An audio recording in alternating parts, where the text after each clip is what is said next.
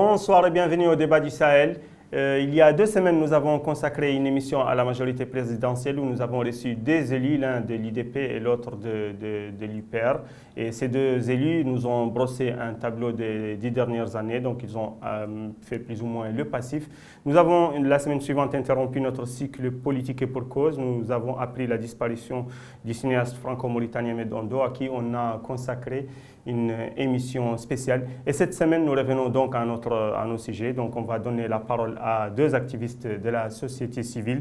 Je reçois donc Madame Mariam Derwish. Vous êtes activiste de la société civile, écrivain, journaliste, et vous avez un blog qui est très suivi avec 105 000 vues et votre page Facebook est suivie par 13 000 abonnés. Bienvenue Mariam, et merci d'avoir répondu à mon invitation. Je reçois également Cheikh Oudjedou, vous êtes juriste, et le 7 mars, vous êtes convoqué par le procureur de la République de Nouakchott-Ouest. Vous avez été convoqué avec Sidi Ouaid, du site Sabr, avec Abdallah Sid, le correspondant à Nouakchott du quotidien londonien El-Quds, ainsi qu'Abdrahman Lodadi, qui est blogueur et membre actif de la société civile. Pourquoi? Alors, merci de m'avoir invité. Bonsoir, chers téléspectateurs. Je vous remercie d'abord pour l'occasion que vous me donnez aujourd'hui, ce soir, pour éclairer un peu l'opinion publique sur cette histoire, sur les faits d'abord. Les faits à partir du moment où le président de la République, dans un petit mot, qu'il a adressé aux journalistes en niant à sa façon ces rumeurs. C'était à 18h de l'après-midi. À 18h05, le 7 mars. Le 7 mars, le 6 mars, c'était la veille de notre arrestation. Alors, le 6 mars à 18h05, 18h10, il y avait une permanence au niveau du parquet de Nouakchott-Ouest pour recueillir une dénonciation présentée par un ensemble d'ONG, de structures de la société civile, dites de lutte contre la corruption, et dans laquelle il s'adresse au procureur pour lui demander d'enquêter et d'édifier l'opinion publique sur cette histoire de gel de fonds à Dubaï, d'arrestation à Dubaï. Mais je vous pose la question sur les faits auxquels vous avez assisté, parce que la réunion la veille au parquet, vous n'y avez pas assisté. Oui, tout à fait. Donc je vous prie de me répondre sur les faits auxquels vous étiez partie prenante. À 8h du matin déjà entre 18h, non, parce que c'est important, parce qu'entre 18h et 8h du matin, il y a déjà eu la direction de la lutte contre les crimes dites-moi, économiques. vous avez été appelé, ils sont venus vous chercher à la maison, vous avez été convoqué au commissariat. Absolument, ils m'ont appelé. Voilà, on part de là. Je suis passé au ministère de l'Intérieur, à la direction de la lutte contre les crimes économiques, et on m'a interrogé, ou on m'a écouté ou auditionné en tant que témoin. On m'a posé la question. Témoin assisté ou vous étiez seul? Vous étiez avec un avocat? J'étais seul, j'étais face au directeur, il y avait quelqu'un qui saisissait sur un ordinateur. D'accord. Et puis... Quels faits on vous reproche exactement? On me demande mes sources, les noms de mes sources, que j'ai refusé évidemment de livrer. À la fin de l'audition, pas à la fin, à un certain moment, je suis juriste et je me suis rendu compte qu'on était dans un interrogatoire, que ce n'était plus une audition de témoins, mais c'était un interrogatoire. J'ai demandé au monsieur de m'inculper si j'étais fautif ou de me laisser partir parce que j'arrête de répondre, c'était une mascarade. Et c'est à la fin qu'il me dit non, vous n'êtes pas encore inculpé. Je vais vous demander de me restituer votre passeport et votre pièce d'identité. Vous les aviez sur vous? Non, pas du tout. Je suis parti à la maison et je les ai ramenés. Et ce matin, d'ailleurs, je suis reparti pour aller les voir, leur demandant de me les restituer. Ils m'ont dit que non, vous êtes monsieur, vous êtes suspect dans une affaire. On vous soupçonne de publication de fausses informations. Voilà. Est-ce qu'ils vous ont donné copie des... Pas du tout, je n'ai signé aucun document. Je ne parle pas de ça. Les informations qu'ils vous reprochent, est-ce qu'ils vous ont... Parce que vous publiez beaucoup ces derniers temps. Oui, justement, c'est ce qui m'a permis de savoir que ce n'était plus une audition, que c'est devenu un interrogatoire. C'est quand il a commencé à s'éloigner du sujet qui était le blanchiment d'argent. Là, il commence à me parler d'autres publications qui n'ont rien à voir avec ce sujet. C'est à partir de ce moment-là que je lui dis que ça devient un interrogatoire. Je m'arrête de répondre. Vous devez m'inculper pour m'y obliger. Voilà. Parfait. Madame, bienvenue. Vous avez un commentaire sur cette affaire ou... Sur l'affaire en elle-même, non. Sur le fond de l'affaire, non, parce que je n'ai pas d'éléments, donc je ne vais pas m'avancer. On est là, pour l'instant, dans un présupposé détournement. Donc je pèse bien mes mots. La réaction que j'aurais, ça serait surtout sur le fait de ces convocations qui ressemblent un peu à des arrestations et qui posent le problème de a-t-on le droit de s'exprimer déjà librement dans ce pays? Le camarade qui est en face ici est dans son rôle, c'est un blogueur, des bruits courts, des choses sont apparues, des informations semblent apparaître, c'est un droit absolu de les dire et c'est pas à eux d'être convoqués, ou si on les convoque, ça serait bien aussi à ce moment-là qu'il y ait une véritable procédure, qu'en face on démente. Ça touche quand même la personne qui est président de la République, ce n'est pas n'importe qui, c'est le premier d'entre nous. Et la réaction qu'il a eue l'autre jour, je pense que vous allez en parler, cette réaction qu'il a eue l'autre jour, elle ne désamorce pas la bombe, au contraire, c'est-à-dire que c'est des accusations graves qui méritent une réponse adéquate et une réponse avec des raisons, des justifications. Ou alors on empêche les gens. Que je sache, dans ce pays, on est encore libre de parler. On est encore libre de parler, mais a-t-on le droit de dire n'importe quoi sur n'importe qui? C'est la personne du président de la République. On parle d'une somme colossale, 2 milliards de dollars, c'est le 30% du PIB national. Dire que le président de la République a détourné 2 milliards de dollars et qu'il les planque dans un compte à Dubaï, c'est quand même pas si simple que ça comme accusation. Là, je vous rectifie quand même. Personne n'a dit que le président de la République a détourné d'un seul coup 2 milliards de dollars. Il les a détournés sur On a parlé d'un gel de compte dans lequel il y aurait le montant de 2 milliards. C'est une rumeur, tout le monde en parle. Il y a des faits aussi qui vont dans ce sens. Il y a des arrestations. On en parle aujourd'hui dans la presse mauritanienne, l'arrestation d'un député qui aurait été... L'arrestation d'un député? L'arrestation d'un détenteur d'un passeport diplomatique qui aurait été interrogé à Dubaï par rapport à cette histoire d'argent, par rapport à cette histoire de blanchiment. On ne peut pas laisser passer tout ça parce que tout simplement il s'agit d'un président de la République. Le président de la République est justiciable. Le président de la République a des obligations à l'égard des Mauritaniens. Ce dont on a parlé aujourd'hui dans la presse et notamment dans un site basé au Sénégal, ce n'était pas tout à fait ça. Ils ont dit que le député a été interrogé sur des fonds, mais rien ne suppose que ces fonds-là sont liés aux fonds dont vous avez parlé dans votre blog. Mais justement, ne prenez pas une partie du problème en occultant le reste. Mettez-nous dans l'image globale. Voilà, vous parlez de 2 milliards comme s'il s'agissait d'un mouvement de compte en un seul Quelle est votre virement. hypothèse?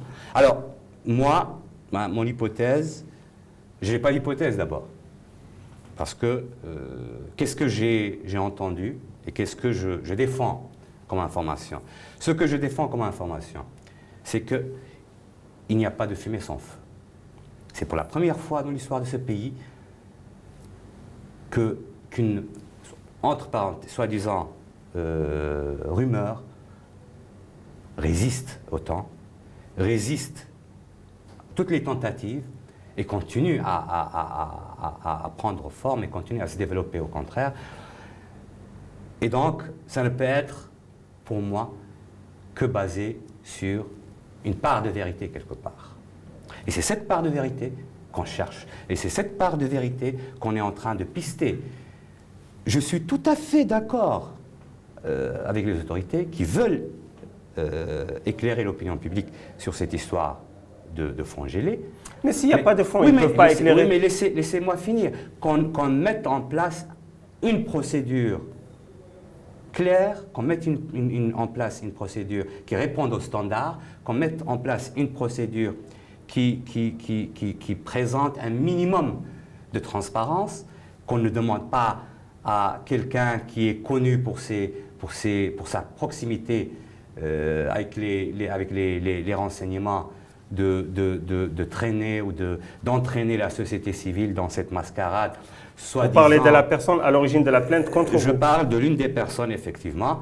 Et soyons sérieux quand même. Je suis prêt à affronter le juge, je suis prêt à affronter la police économique, s'il le faut, même si je doute de sa compétence d'ailleurs en la matière. Parce que vous n'avez rien détourné?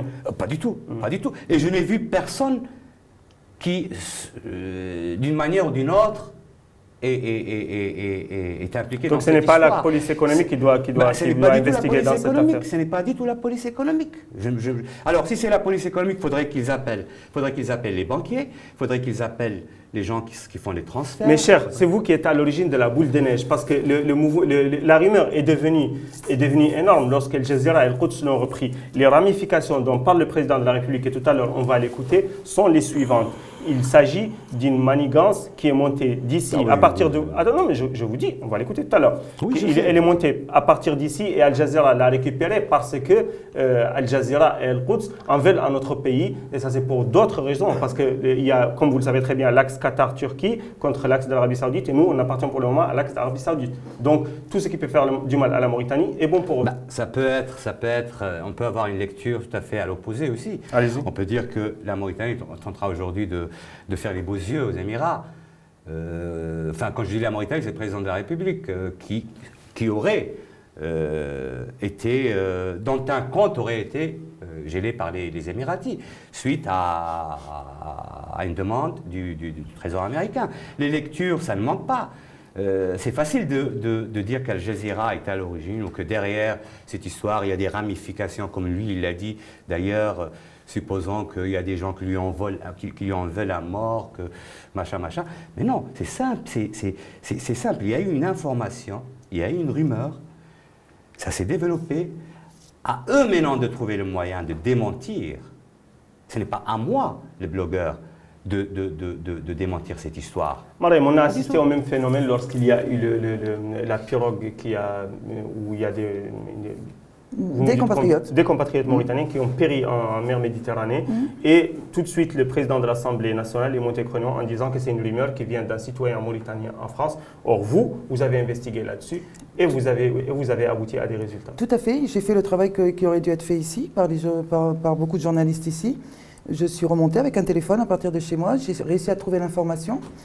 Et je tiens à rappeler d'ailleurs à ce sujet que toutes les informations que nous avons sur les migrants en mer, en Méditerranée en particulier, toutes les informations qui arrivent aux journaux proviennent des associations d'aide aux migrants en mer, que ce soit des associations françaises, associations italiennes ou associations espagnoles. Là, en l'occurrence, il s'agit d'une association espagnole, je ne me rappelle plus tout à fait le nom. C'est sur votre page Facebook. Et qui elle-même a une page Facebook, donc je suis remontée jusqu'à elle et je me suis rendu compte que bien avant que Facebook mauritanien s'émeuve de ce qui s'est passé, 3-4 jours avant, ce site, sur la page Facebook, avait déjà signalé qu'une patera, c'est donc ces embarcations de fortune qui partent, avait quitté le Maroc, était parti, ils suivaient heure par heure, et le lendemain, ils signalaient que le dernier signal qu'ils avaient eu téléphone était 9h le matin et il n'y avait plus d'informations. Et eux, ils confirment. Parce qu'en fin de compte, c'est une association que les migrants connaissent, ils ont des numéros de téléphone, ils peuvent contacter l'association et sur cette page Facebook, les familles peuvent se connecter. Regardez cette page Facebook qui est suivie, c'est la présidente de l'association par des centaines de milliers de personnes et qui dit, tous les jours, elle donne le sinistre chiffre, parce que c'est un chiffre sinistre, ces chiffres de l'immigration clandestine. Tant de bateaux sont partis, 106 personnes, 40 femmes, 4 enfants. Donc ça permet aux familles qui sont ici de suivre leurs proches qui sont sur ces embarcations. Et eux ont dit, avec l'information claire, dès le début, il y a tant de Mauritaniens dessus. Et ils ont confirmé, vu le tollé que ça a provoqué en Mauritanie, ils ont sorti un communiqué, ils m'ont donné l'autorisation de le publier la veille, au soir, il devait être officiel. Et du coup, cette information est partie partout. El País l'a repris quelques jours plus tard, les journaux sérieux l'ont repris plus tard, et toujours ce mutisme du gouvernement qui a été très embarrassé. Du gouvernement mauritanien. Très embarrassé, qui ne reconnaît pas Dans un sens, on ne va pas trop leur en vouloir. Nous sommes la dernière, comme je l'ai dit, nous sommes la dernière frontière, nous sommes la grande frontière sud de l'Europe. Nous sommes ici pour faire la lutte anti-immigrés, la chasse aux immigrés, il faut dire tel quel. Ça fait partie aussi des engagements. La Guardia civile a le droit de La Guardia civile avait le droit dans patrouiller. les eaux territoriales. Pendant un moment, la Guardia civile était à Nouadhibou, dans les camps de rétention. Donc, le gouvernement, je pense qu'il s'est retrouvé coincé. J'espère pour lui que c'est juste une posture politique et que ce n'est pas un manque d'humanité, parce que là, on serait dans la morale. Et on ne serait plus dans la gestion. On va revenir aux faits. Oui, ces migrants proviennent quasiment de tous la d'une région. même région, quasiment même communauté, et du Guilimara. C'est des Soninké du Guilimara. C'est des Soninké. Et cette information, il y a eu un survivant qui a raconté.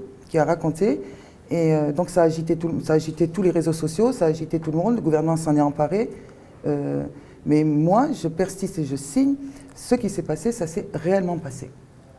Et on a voulu impliquer le Maroc et l'Espagne en disant que d'après les informations, le ministre, le porte-parole du gouvernement, dit qu'ils n'avaient rien vu. Que les Marocains ont dit qu'ils n'ont rien vu, que les Espagnols n'ont plus rien vu. C'est pas vrai. Oui, l'association dit qu'ils ont averti les gardes-côtes, aussi bien espagnols que marocains. Dès qu'il y a une embarcation qui disparaît ou qui ne donne plus de signe de vie, ils avertissent. Il y a une traçabilité. Il y a une traçabilité. Ce site, il est fascinant, cette page, parce qu'on découvre un autre monde, mais à l'heure qu'il est, avec les informations que moi j'ai eues, il y a bien eu une patère qui a disparu. On ne sait pas si elle a été tamponnée, si elle a chaviré, parce que c'est un bateau qui n'était pas un bateau utilisable, mais il y a bien...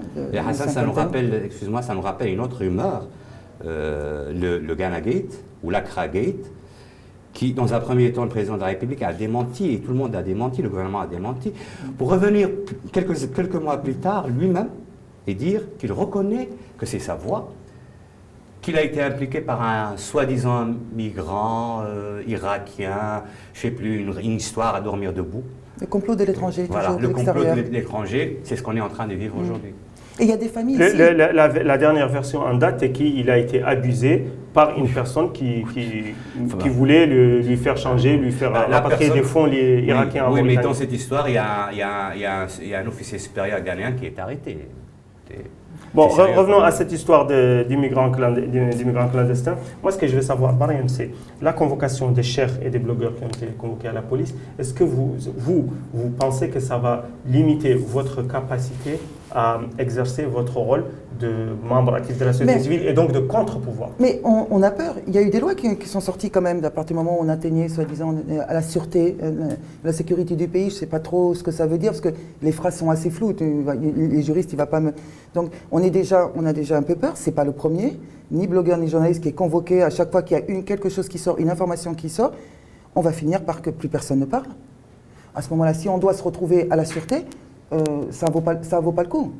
Se retrouver être confisqué de son passeport, ça ne vaut pas le coup. Donc je voudrais savoir quelles sont les limites qu'on nous autorise. Et puis je vais être cynique. Quand moi je fus insultée, comme moi je fus accusée d'avoir tourné un film pornographique tout simplement parce que j'étais sur le cover d'un CD, quand les réseaux sociaux ont été absolument terribles avec des insultes terribles, j'aurais aimé à ce moment-là. C'est bizarre, la Sûreté nationale n'a pas bougé pour diffamation. Personne n'a bronché dans ce pays. Personne n'a bougé. Donc là, il faut quand même être sérieux. Le blog est un blog. Le monde du blog est un monde du blog. Si ce gouvernement faisait de la communication, on pêche par manque de communication. On est toujours face à une grande muette. C'est-à-dire que ce gouvernement, c'est comme l'armée. On ne parle pas. On ne sait pas. La réaction du président de la République n'est pas à la hauteur. Ce n'est pas lui qui aurait dû parler. D'abord, c'est ses conseillers ou son Premier ministre. Il n'a pas à se mettre dedans. Il fait, et à ce moment-là, il dit... Il aurait dû rester il reste au-dessus de ça. Ce n'est pas à lui de dire ça. Après, il peut intervenir dans un système normal, si l'affaire s'emballe, que les journalistes font leur vrai boulot. Je ne peux conseiller qu'à nos sbires ici, et c'est un terme très fort que j'emploie, de venir faire un tour dans les vraies démocraties, où un président de la République, des fois les journaux, quand on lit la presse, ils sont terribles. C'est rien ce qui a été dit là. Ça a toujours été aurait, il semblerait... Peut-être qu'on n'a pas de fait, personne n'a pu prouver. Mais on arrivait à convoquer des blogueurs et d'en faire une rencontre juste pour interroger devienne un interrogatoire. Et puis après les mettre en position de suspect. Parce que quand on retire un passeport, c'est automatiquement on vous suspecte. On vous suspecte. Donc je pense que cette affaire, elle est... moi, si j'avais quelque chose dessus ou si j'avais envie d'en parler, je me dirais, ça alimente le feu, hein, ça va continuer. Absolument. Ça alimente. Juste avant de diffuser l'intervention du président de la République, j'aimerais vous entendre me dire les dernières évolutions de cette affaire. Est-ce qu'aujourd'hui vous êtes allé au commissariat, vous avez dit tout à l'heure? Oui, je suis allé à la direction de la lutte contre les crimes économiques ce matin d'ailleurs pour demander la restitution de mon passeport. Et on me dit non, on ne peut pas, vous êtes suspect dans une affaire de publication de fausses informations. L'autre développement, c'est la sortie dans les médias aujourd'hui de cette information autour de l'arrestation qui aurait eu lieu à Dubaï. Encore une fois, il n'a pas été arrêté, il a été interrogé. Oui, interrogé. Oui, voilà, ce n'est pas pareil. Je sais. L'arrestation puis l'interrogatoire. Il a été arrêté, interrogé, relâché. Il aurait été. Oui, il aurait. Parce que pour le moment, c'est juste une dépêche sur un site. Je suis tout à fait d'accord. Non, mais c'est une évolution du dossier. Et moi, j'ai demandé aujourd'hui sur ma page Facebook que ce monsieur soit entendu dans le cadre de cette affaire. Il est protégé par l'immunité parlementaire, il ne peut pas être interrogé. Écoute, dans ce cas, qui va-t-on interroger? Pourquoi on a ouvert une instruction judiciaire? Si on ne va interroger que les blogueurs, à quoi ça sert? À quoi ça sert une instruction judiciaire si on ne va interroger que 2 personnes finalement? Parce qu'on était 4 au départ, c'était juste pour dire qu'il y a eu des journalistes et des blogueurs, mais en réalité l'information que moi j'ai, l'instruction venant du procureur de la République, c'était d'interroger les 4 et de retirer les passeports aux deux blogueurs. Vous et qui d'autre? À moi et Abdelrahman Ouaddadi.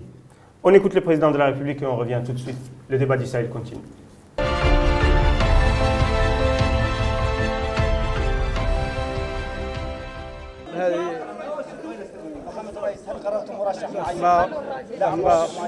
الأخبار اللي قلت اللي سمعتها والله قاعد قريتها عند بعض شفته في بعض المواقع يتكلم عنها بعض المواقع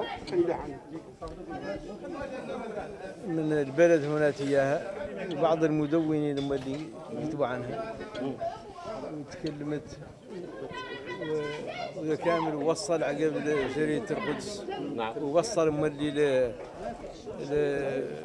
بعض الصحافة الدولية للجزيرة غير خيوطك هي واضحة على كل حال. أنا ما قد إلى نفيتها ما يجد الناس غير مع الزمن والوقت دور يوضح الأمر.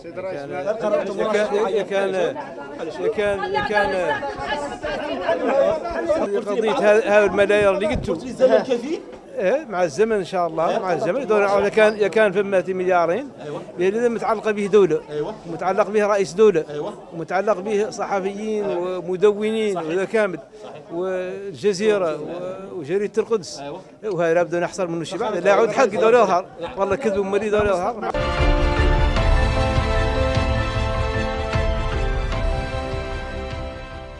Bonsoir et bienvenue au débat du Sahel. Je pense qu'on a été complet sur cette affaire. Du coup, on passera à autre chose. Ali Rida Ould Mohamed Naji est un citoyen mauritanien qui se retrouve aujourd'hui acculé puisqu'il doit la coquette somme de 75 milliards d'ouguiya au Bamon. Et il y a à peu près 9 000 citoyens mauritaniens recensés sur un groupe qui se disent ses créanciers. Qu'est-ce que vous pouvez nous dire en plus de cela? Écoutez, c'est une affaire assez complexe. 8900, 2002, 2018. 8900 personnes entre 2002 et 2018. J'y arrive, voilà. 8900, 2002, 2018, 70 milliards. 8900, c'est le nombre, soi-disant, victimes de cette histoire. 2002, 2018, 7 ans, c'est la période sur 7 ans.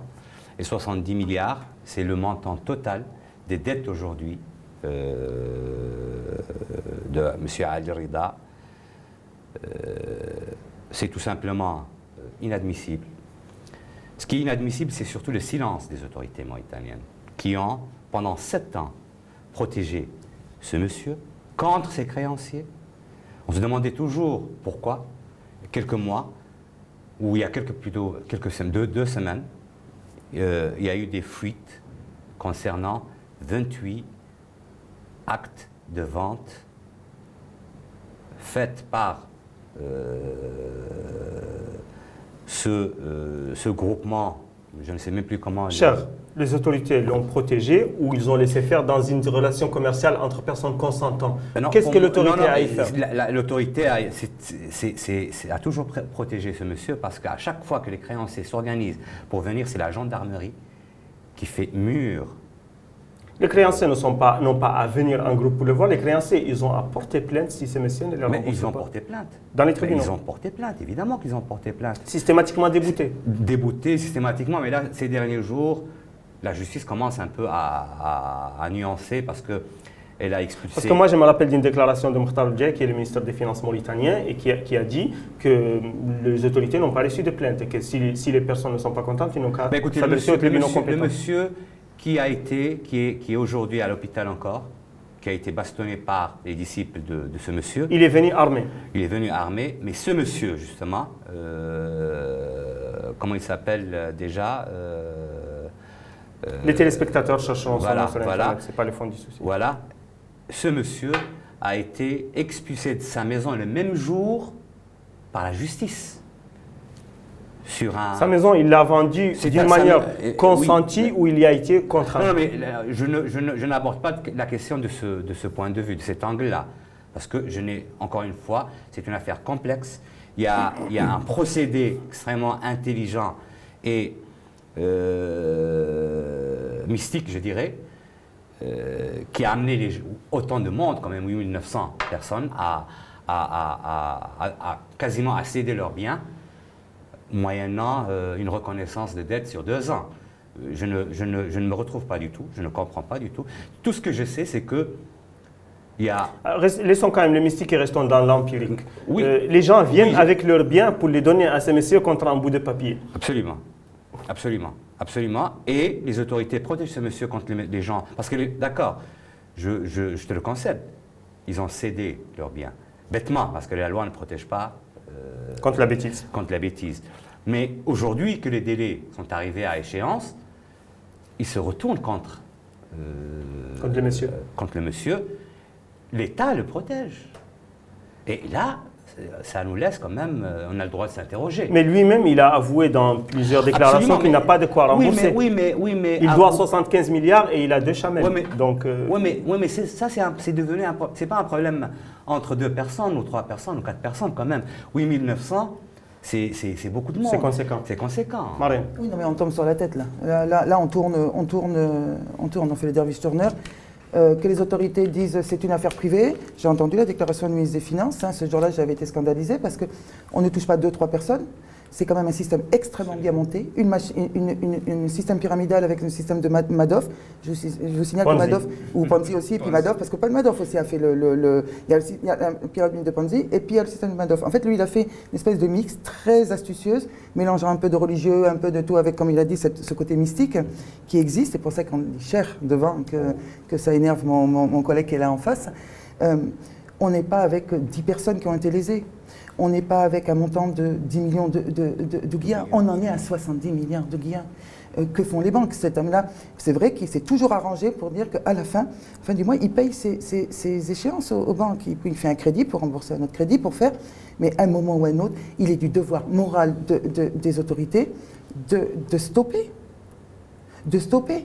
Comment on peut laisser faire sur une période aussi longue, une escroquerie aussi... Je ne dis pas que lui, maintenant, il est peut-être pauvre. Mais je pense qu'il a gagné des sous dessus. Et je pense que toute sa cour qui est autour, parce qu'il est entouré par énormément de gens qui sont très vindicatifs, très agressifs, cette espèce de mur, là, dès qu'on vient protester, on a une espèce de garde du corps là, qui arrive. Mais c'est quand même scandaleux. Moi, j'ai dit au ministre des Finances, soit, c'est une affaire privée, mais je vous signale que ce sont vos concitoyens. On est à 9000 personnes. Celles qui ont osé se faire reconnaître. Je suis sûr qu'on va découvrir qu'il y a encore plus de personnes que ça, qui ne se peut-être pas parler. Mais c'est un système, c'est du grand banditisme. Il faut dire telle chose, je suis désolé, on a ici une justice, il y a des procureurs de la République, je pense que l'État peut aussi engager une procédure en disant, un moment, stop. Même s'il est trop tard. Même s'il est trop tard, il faut l'arrêter. Il a une tête angélique, d'accord, il est là, il dit « j'assurerai tout, je n'ai pas quitté le pays », il a dit plusieurs fois. Non, monsieur, on vous demande, c'est pas ça qu'on vous demande de dire. On vous demande de dire « excusez-moi de la grossièreté, j'ai merdé ». Et j'ai tenté de faire un système qui a volé les gens, qui a non seulement volé les gens, qui a fait chuter le cours de l'immobilier, du marché immobilier sur la ville de Nouakchott, qui a mis à la porte des milliers de personnes qui se retrouvent dehors, qui pousse des gens dans le désespoir à venir armés parce qu'ils ont été expulsés de leur maison. D'accord, la bêtise, elle a toujours existé, mais est-ce que c'est parce qu'on est bête que la justice n'a pas le droit de nous protéger? Est-ce qu'il y a, dans la justice, c'est marqué « Non, monsieur, vous êtes trop bête, non, vous, on ne vous protège pas ». On est citoyen ou on n'est pas citoyen de ce pays? Ali Reda Ould Mohamed Naji est le président du Forum mondial pour la défense du prophète. C'est un forum qui a été... Laissez-moi rire, ça me fait toujours rire. Je termine. Je suis désolé, je ris. Je termine. Donc c'est le président du Forum mondial. Je ris aussi. Vous rigolez de quoi? Du Forum mondial. Je rigole parce que je me souviens quand il avait mélangé, il était très fort, il avait mélangé Dieu, la mystique, cette présupposée apostasie et une très bonne affaire commerciale quand il avait réuni toutes ses troupes sur le terrain de l'ancien aéroport. C'était très bien parce qu'en plus il y avait les lots à vendre, donc c'était très bien. En même temps il demandait la tête de quelqu'un, donc très pieux, et c'était défenseur. Forum mondial, rien que ça. Forum mondial, gars, on n'est pas forum d'Afrique de l'Ouest. Forum mondial, d'ailleurs je ne sais pas trop ce qu'il est ce forum, et en même temps il faisait du business. Mais donc c'est le président du Forum mondial pour la défense du prophète, un forum qui a été mis en place suite à l'article du blogueur et forgeron Cheikh Ould Mkheter, qui est actuellement en prison depuis 5 ans. Cette affaire, vous l'avez suivie de très près. Vous êtes considéré comme l'une des premières personnes qui ont dénoncé l'arrestation d'Ould Mkheter.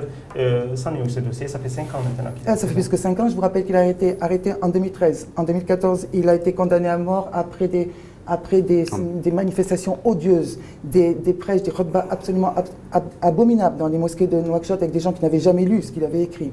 Il a été condamné à mort après la sortie de notre président de la République, qui a fait une erreur monumentale ce jour-là. Bon, on va pas revenir dessus.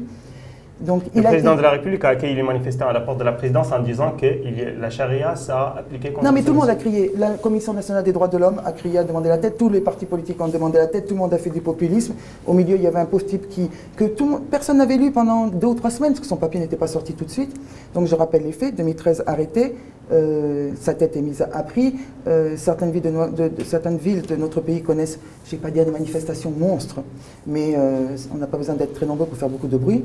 Les mosquées qui ont chauffé tout le monde sans avoir lu. Donc quelque chose qui s'enclenche. Et donc condamné à mort en 2014. Libéré, je rappelle, libéré en novembre 2017.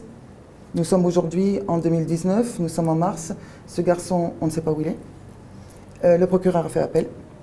Donc, entre-temps, on a pondu une loi qui nous rappelle que... Un article. Un article, oui, c'est lui le juriste, moi je ne suis pas juriste. Je vais lui donner la parole après. Mais un article qui rappelle que malheureusement notre pays est le seul pays musulman au monde qui a retiré le mot repentir de notre religion. C'est très grave et ça c'est un autre débat.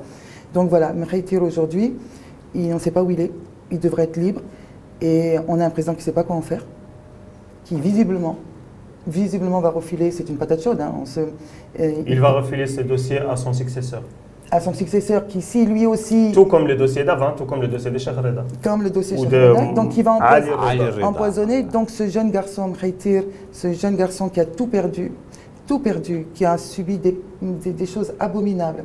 Vous imaginez d'être au fond de sa prison, même si on sait que notre pays n'applique plus la peine de mort, savoir qu'on est condamné, savoir que ce pays, on ne pourra plus y vivre, savoir qu'on ne pourra pas mettre le nez dehors. Son mariage a été déclaré caduc. Tout le monde, les pressions sur ses parents qui ont été obligés de partir, et cette foule assoiffée de sang. Et à la tête de cette foule, un monsieur qui se permet d'accumuler 70 milliards de dettes, qui se permet d'escroquer les gens, qui se permet de dire aux gens, je vous prends votre maison, voilà une reconnaissance de dette, les gens n'ont rien, et qui vient nous donner des leçons de vertu et de religion, et qui vient demander la tête d'un garçon qui n'a tué personne, qui n'a volé personne, qui a juste exprimé une colère, et une colère légitime.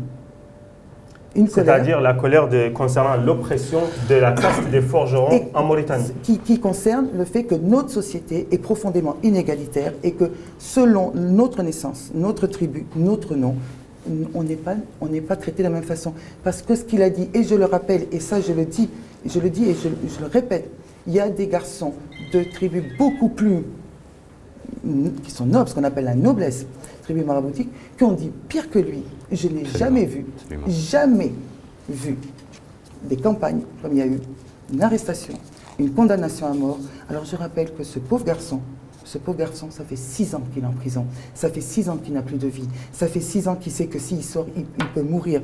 Et ça fait 6 ans que le gouvernement ne sait pas quoi en faire. Et qu'au lieu de régler le problème et d'avoir un acte politique courageux et de dire on va suivre une décision de justice, arrêtez, ça devient de l'acharnement. La justice a reconnu qu'il avait payé, il s'était repenti. Le tour de passe-passe. Concernant votre photo sur le CD tout à l'heure, j'ai fait le parallèle avec Aminatou Mokhtar qui a pris sa défense et sa tête a été mise à prix par un garçon qui s'appelle Yahri Ouldaï, c'est le chef du courant islamiste radical Ahbab al-Rasoul. Il n'est pas en prison en plus. Ah ben non, il n'est pas en prison. Elle a porté plainte contre lui? Elle a porté plainte contre lui, bien sûr, elle a porté plainte contre lui, mais il ne me semble pas qu'il a été en prison, il me semble pas. Son passeport? Non, il a son passeport. Il a son passeport. Cher. Il y a quelque chose qui ne va pas, vous voyez ce que je veux dire? Il y a quelque chose qui ne va pas. Il y a un moment, il faut arrêter, c'est du grand cinéma, d'être sélectif. C'est pour tout le monde ou pour personne. Et se planquer derrière le populisme ou se planquer derrière en disant c'est du privé ou se planquer derrière non, bon, pour le jeune Khaytir, la rue a parlé. Quelle rue? Quelle rue? Il n'y a pas eu des manifestations monstres. Il y a eu quelques gens qui, à la première grenade lacrymogène, sont partis. Malheureusement, les propos qui ont été tenus par la Commission des droits de l'homme, les propos tenus par le président de la République, ont fait qu'il y a eu un mort. On a oublié qu'il y a eu un mort. Un jeune garçon qui est dans une manifestation. Quand le pouvoir s'est rendu compte que ça dérapait et qui a essayé de remettre la main dessus, il y a eu un mort. Mais le résultat de l'histoire, il y a un jeune homme qui s'appelle Khaytir, dont tout le monde se fiche éperdument, au nom d'une prétendue défense de notre prophète qui n'a absolument pas besoin d'être défendu. Ce garçon, ça fait 6 ans que sa vie s'est arrêtée. Il est comme mort et personne ne bouge. Cher. On fait le point, je veux dire, juridiquement sur ce dossier. Oui, C'en est où? La Cour suprême a statué ou quoi? Oui, la Cour suprême n'a pas encore statué. Je rejoins Mariam sur, je ne sais pas, c'est un débat juridique, je ne vais pas sur le fond. Inutile aujourd'hui de vouloir condamner ou d'innocenter Khaytir parce que Khaytir a été jugé, condamné par la justice et il a purgé sa peine. La justice l'a libéré. Au lieu de le libérer, ils disent qu'ils le gardent pour sa propre protection. Il n'existe pas un tel concept en droit. On te garde. Alors que, moi j'étais sur place, je suivais ce procès pour le compte du projet État de droit de l'Union européenne. Ces avocats, c'est Maître Fatima Tambaye et Mohamed Lemouane. Oui, tout à fait. Et qui ont été menacés d'ailleurs le jour de sa libération à Nouadhibou. Et au lieu de les libérer, on le garde et on dit, alors qu'il y avait des ONG de droits de l'homme qui voulaient l'embarquer, qui étaient prêtes. Tout le monde sait que Khaytir ne pouvait pas être lâché dans la rue parce qu'il allait être lâché, mais il y avait des ONG. Ces avocats eux-mêmes ont failli être lâchés. Voilà, je me rappelle de quelques articles concernant la Guenon Fatima Tambaye et l'apostat Mohamed Lemouane. Absolument, et c'est absurde parce qu'on est censé être dans un état de droit, on est censé être dans un état où il y a un procès et un procès équitable. Ça a eu lieu, soi-disant. Il a été jugé. Il a purgé 2 ans. Il a été jugé à combien? À perpète d'abord. À perpète, la peine de mort. D'abord à la peine de mort. Peine de mort. Puis ça a été commué en perpète. Donc il n'a pas purgé. Et à Nouadhibou, ça a été ramené à 2 ans, peine qu'il a déjà purgé. Donc il était évident qu'il devait être libéré, évidemment. Il devait être libéré. Il est toujours en détention. Novembre 2017, je rappelle la date. Je n'arrive pas à trouver le concept juridique qui désigne cette situation à laquelle on est aujourd'hui. Il nous reste 3 minutes. Je vous laisse conclure cette émission. Voilà. Moi, je vais conclure sur la première partie de notre soirée. C'était sur cette histoire de liberté de l'expression, sur cette histoire de blogueurs arrêtés et dont les passeports ont été saisis. C'est que je demande de tout mon cœur que cette histoire soit tirée au clair, mais qu'elle soit tirée au clair sur la base d'une procédure, d'une enquête d'abord équitable, transparente, juste et désignant les vrais coupables, et non pas des blogueurs qui n'ont fait que véhiculer une information qui a été publiée, qui a été republiée bien avant ces blogueurs. Maria. Et moi, je voudrais terminer sur cette liberté d'expression à laquelle je suis très attachée. On ne peut pas être sélectif dans les droits. Quand on réclame un droit pour soi, on doit pouvoir le réclamer pour les autres. Et dans notre pays, on est toujours en train de faire le grand écart, c'est-à-dire on réclame le droit pour certaines opinions, qui sont des opinions des fois très extrêmes. Demander la mort en direct à la télévision devant un président de la République et après être nommé dans un comité de rédaction de l'Union nationale, il y a quand même, pas demander que la mort de Mreti, demander la mort de certains ambassadeurs de certaines chancelleries occidentales ici, ne pas être puni. Et en même temps demander la mort d'un garçon qui n'a demandé la mort de personne, qui a fait une bêtise, c'est-à-dire une bêtise, il n'est pas... Oulema, il n'est pas érudit, il ne connaît pas, c'est des choses qui ont déjà été dites par des gens. Il s'est rétracté. Oui, puis c'est des choses qui ont déjà été dites. Il n'avait qu'à dire, je cite, tel a dit, tel érudit, tel voilà, a dit, telle page, telle page. Comme ça, il ne savait pas, c'est un peu bête, c'est sous le coup de la colère. Mais en arriver à des choses horribles, ce qu'on a entendu, en arriver à détruire une famille, en arriver à prendre un nouvel article de loi qui change, comme si nos grands-parents qui avaient écrit cette loi sur l'apostasie, l'article où ils disaient qu'ils veulent le repentir, avait été nul. Je rappelle que c'était nos parents. Oui, des sources coraniques, c'est-à-dire que nous on réinvente. On réinvente selon la colère des gens. Moi je pense que la liberté d'expression, vous ne pouvez pas la demander pour vous et la refuser pour l'autre. Si vous avez le droit de dire vos opinions, l'autre a le droit de dire ses opinions. Libre à vous après de ne pas être d'accord ou pas d'accord. Et à ce moment-là, les oulémas n'avaient qu'à prendre ce jeune, ils discutaient avec lui, ils échangeaient en disant voilà, tu t'es trompé, tu as mal interprété ça. Là, c'était fini. Mais en arrivé là, maintenant, moi quand je vais dans le monde, on me dit Mauritanie, vous savez de quoi on me parle quand je dis que je suis de Mauritanie? On me dit ah, vous avez des esclaves. Ah, vous avez un condamné à mort. On ne me dit pas, vous avez Mbérouk Mbarek, qui est un grand écrivain. On ne me dit pas, vous avez, je ne sais pas... Des cinéastes. Non, on me dit esclavage et peine de mort. On est réduit malheureusement On est réduit à ça. On est réduit à ça. On est réduit à ce pauvre gars qui est en prison, que je ne connais pas, que je n'ai jamais rencontré, mais pour qui, jusqu'au bout, je vais me battre. Jusqu'au bout. Il ne faut pas le lâcher parce que nous sommes peut-être les derniers en Mauritanie. Il sait qu'il y a des gens qui tiennent la main, même de loin, au nom de la liberté d'expression.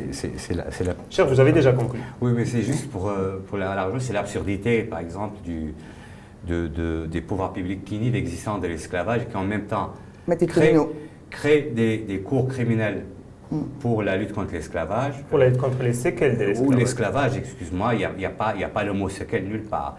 Créer le tadamon aussi pour dire que c'est pour accompagner la lutte. Cher, on était arrivé à la conclusion de cette émission, donc on nous consacrera peut-être une autre émission à ce débat. Merci beaucoup, cher Oudjidou, juriste, d'avoir répondu positivement à mon invitation. Merci, Marine Derwish, vous êtes écrivain, journaliste, blogueur et activiste de la société civile. Et merci à vous de nous avoir regardé jusqu'à cette heure tardive de la nuit. Les débats d'Israël continuent sur Facebook. Merci, au revoir.